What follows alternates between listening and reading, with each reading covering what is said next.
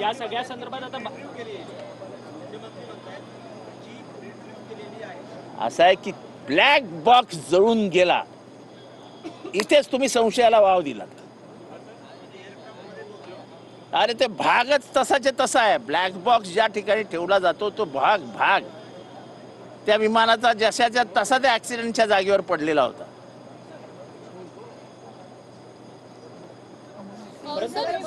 गावबंद अजित पवारांची अगदी विरोधकांची जी बैठक झाली अजित सुद्धा नव्हतात, मागच्या काही दिवसांपासून नव्हतात, तर का कुठे होतात आणि का नव्हतात इतके दिवस? माझा मूड नव्हता, माझा बोलायचा मूडच नव्हता. गेले काही दिवस मला बोला असं वाटत नव्हतं म्हणून मी नव्हतो. अगदी विलिनीकरणाच्या मुद्द्यावर सुद्धा तुम्ही विलिनीकरणाच्या बाबतीत मला काही बोलायचं नाही, कारण का संपूर्ण प्रक्रियेत मला कधी समावेशच केला गेला.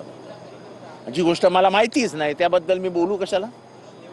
सर पण तुम्ही होतात कुठे, म्हणजे का तुमचा मूड नव्हता, असं काय घडलं होतं? माणसाचा मूड काय असा कशावरून जातो काय नाही वाटत. I was feeling low.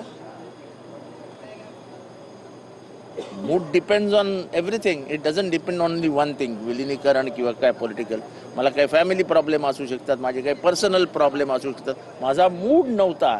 ह्याला तर पत्रकार विचारतील तुमचा मूड का नव्हता. अरे सर पण इट्स तुमच्या पर्सनल. व्यतिरिक्त इतर नेते देखील कोणी आलेले नव्हते बैठकीला. ते मला माहित नाही. माझ्याकडे काल नगरसेवकांची बैठक होती, आज महासभा आहे. विरोधी पक्ष नेता कोणाला करायचा, समित्या कोणाला द्यायच्या, ह्याच्यासाठी बैठका होत्या आणि त्या बैठका मला टाळता येत नव्हत्या, कारण का नंतर नाराजीचा सूर पसरतो.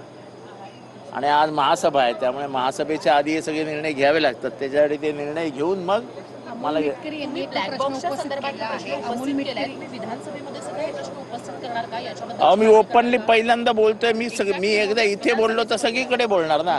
आज विधानसभेत बोललो काय आणि इथे बोललो काय, माझ्या मनात काय ते मी अख्ख्या महाराष्ट्राला तुमच्या मनातनं सांगितलं. अमोल मिटकर यांनी एक मोठा प्रश्न उपस्थित केला. त्यांनी असं म्हटलं की राजीव गांधी यांच्या हत्येप्रमाणे अजितदादांची हत्या झाली का, असा प्रश्न सुसाईड बॉम्बर, कारण की राजीव गांधी यांची हत्या करायला जसा सुसाईड बॉम्बर वापरला तसाच सुसाईड बॉम्बर वैमानिक होता. मला कोण काय म्हणायलं ह्याच्यावरती बोलण्यासाठी मी आपल्या समोर नाही. मला जे वाटतंय ते मी आपल्या समोर. काल हर्षवर्धन सकपाळ यांनी दावा केलेला आहे मुख्यमंत्र्यांनी, तर सीबीआय चौकशी नाही. ते प्रत्येकाच्या मताचा प्रश्न आहे, मनाचा प्रश्न आहे. ते का गंभीर नाहीत हे मला तुम्ही विचारू नका. सर, मुख्यमंत्र्यांनी सीबीआय चौकशी करणार असं सांगितलेलं आहे. सीबीआय चौकशीच्या नंतर या सगळ्या गोष्टी समोर येतील का? डीजीसीएच्या रिपोर्ट, अंतिम रिपोर्टसाठीची काही नाही असं आहे की रोहित पवार ज्या लाईनवर चालले आहेत, मला वाटतं ती लाईन योग्य आहे.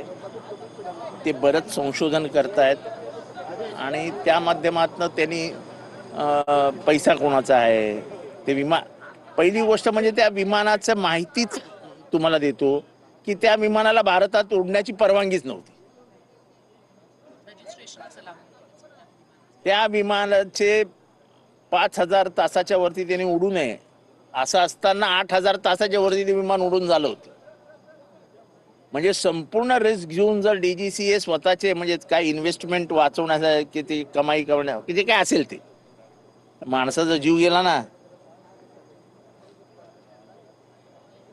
महाराष्ट्राच्या एका मोठ्या नेत्याचा, आशावादी नेत्याचा, महाराष्ट्राचं भविष्य असलेल्या नेत्याचा जीवच गेला.